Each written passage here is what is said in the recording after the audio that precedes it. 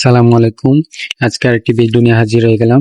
এটা হলো চট্টগ্রাম বাইজিদ মাজার বলে অনেক পরিচিত মাজার, সবাই চিনে। এই মাজারে অনেক বড় বড় কচ্ছপ আছে, যা অনেকে বলে 150 বছর পুরনো কচ্ছপ, যা এক একটা একটা মানুষের অর্ধেক। এমনও কচ্ছপ আছে অনেকে বলে একটা মানুষের সমান হবে। তো আমি এত বড় কচ্ছপ দেখিনি, মোটামুটি 3 ফুটের কাছাকাছি বড় কচ্ছপ আমি দেখেছি।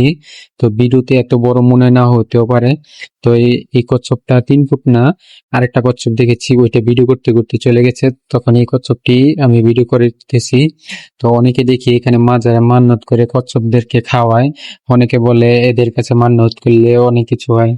তো আমি এইগুলি মানি না, আর এগুলি আমার কাছে বিশ্বাস হয় না, মাজার টাজার।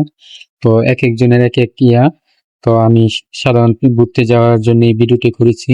তো এই কচ্ছপগুলি এত বড় বড় দেখে ভালো লেগেছে, এই জন্য এই কচ্ছপের ভিডিওগুলি করেছি।